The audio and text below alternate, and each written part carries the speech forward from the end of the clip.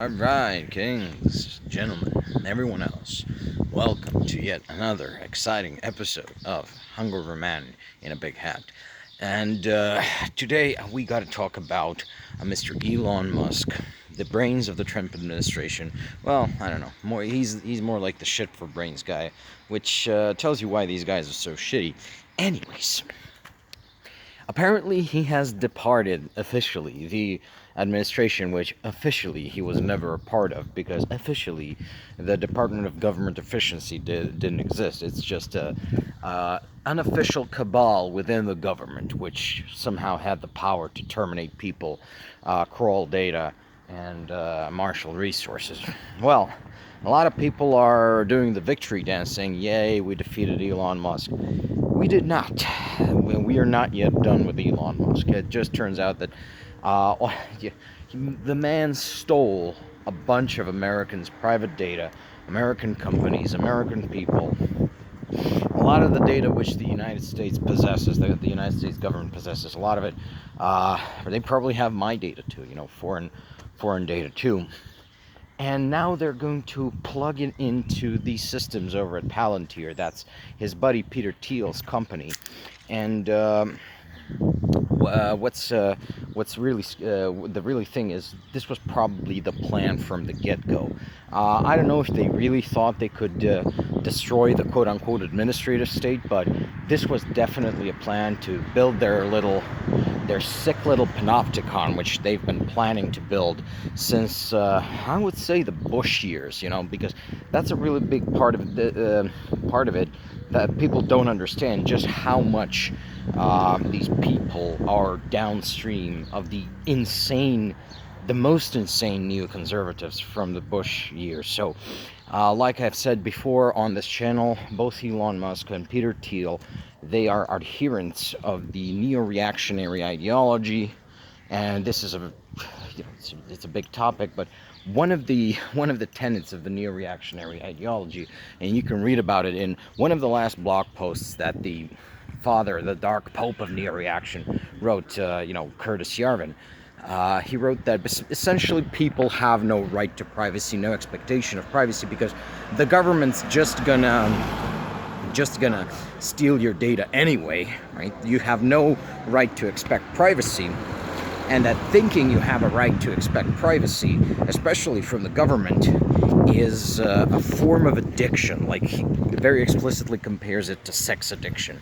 Like, what you are is addicted to power, but you should just accept the fact that you're a powerless serf of the government, that you have no rights, and your emails will be opened. You will have, your data will be used for all sorts of disgusting shit, because you can never stop that. You can never change that. It's yeah. I can't walk two minutes in this town without meeting friends. That's a side effect of living in a place for so long. Anyways, because you have no expectation of privacy whatsoever, then just complaining about having your privacy violated is a form of addiction, power addiction, or mental illness. So what can I say? Very, very, very nice sort of people. Doesn't really understand the concept of rights or human beings, but they really are convinced that they know these things. And this is all based on really just Bush-era neocon fantasies about building a panopticon. But not just a panopticon that will see everything, but a panopticon which, because it has hoovered up so much data, can literally predict everything. Which is why these people are also obsessed with artificial intelligence. As I've said before, artificial intelligence, LLMs, these are really just stochastic parrots which predict which is the likeliest thing to happen, likeliest things to say.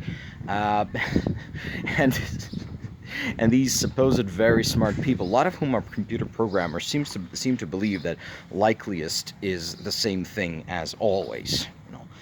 They just don't understand statistics. And now the belief is that they can use predictive AI plus a very large quantities of data. They can use And these are technologies that Palantir uses very heavily, right? And Palantir basically is a front for U.S. defense intelligence, I believe. Which is why, let's not get sidetracked. Essentially, their idea is they're going to predict everything you are, everything you can and will be by possessing all of your data and feeding it into their weird AI god. That's what they believe. Reality is a little bit different, but that doesn't mean these people are not going to try it. So, what has happened now is they're going to Elon Musk's little shitheads, they've already stolen all of America's data, all of the data that the federal government possessed. Now they're going to put it in their own private servers, and they're going to try and predict your actions. They're going to try and use it for market manipulation, and they're going to use it for blackmail of political opponents. This is just the way in which their ideological brothers and sisters in Russia, in China, in Saudi Arabia, in Iran, the authoritarian shithole countries use data. They, blackmail. They give intelligence to petty criminals, so they'll harass you. This is something that even our government here in Macedonia does. If you're a political dissident, they will use the data they have on you. They'll leak it to criminals so that you'll become victimized by criminals. They'll provide intelligence to criminal, which are under their control, because that's how this place works. That's how authoritarian shitholes work. The government is the mafia, and the mafia is the government, right? And they'll use it to harass you. And those are all the ways in which these very fine people who believe anyone who desires privacy is mentally ill are going to use all of the data which was possessed by the federal government. Now you say, okay, so the government already possessed the data. What really changes? Well, what changes is that all of this data was, as a general rule, siloed off from each other. So the health data from Medicare, the age, pension, and income data from Social Security, the security sensitive data was classified and everything. These things were all separated from one another, and everyone who worked in the government had enough data to do their job, but not enough to attempt building this insane idea of the neocon Panopticon they have, which is, I will reiterate, it is difficult to overstate just how much of this supposed new and fresh ideology is just rehashed neoconservatism. It is just rehashed Paul Wolfowitz, what's his name? Authoritarian security state, Patriot Act, Bush Jr. bullshit. They pretend to be fresh, they pretend to be new. No, it's the same sick power fantasies since the Bush era. Now it's a little bit more corporate, right? So it's a synthesis of the Bush retardation with the Reagan retardation, like it's to create the ultimate rightoid, evil ideology. But that's really the thing. So a lot of people are saying, okay, we're rid of Musk. No, we are not rid of Musk. We are not rid of Musk unless that cocksucker has had molten gold poured down his greedy ass fucking gullet, legally speaking, metaphorically speaking. We never advocate for extrajudicial measures here. We believe all executions should be in accordance with the law. He has to be tried by a jury of his peers, found guilty, and sentenced to execution by having molten gold poured down his throat. But it's not just Musk. It's all of these people I mentioned. All of them are guilty of trying to use your data and build this moronic, evil neocon Panopticon, which they're trying to build. So it won't be sufficient just to arrest them and throw them in prison or execute them. We also have to destroy their technology.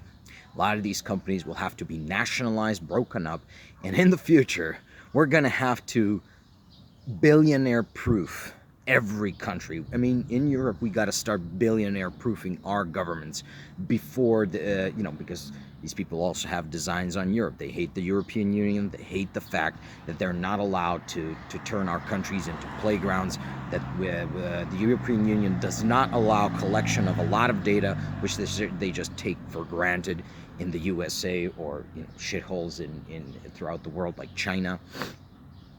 They hate that fact. It gets in the way of their little panopticon. And yeah, we got to find ways to stop these people. So don't forget that we're not yet rid of Elon Musk. We are not yet rid of Peter Thiel. We're not rid of Bezos. We're not rid of Trump. There has to be a reckoning with these morons. Thank you for coming to my TED Talk. I'll see you around.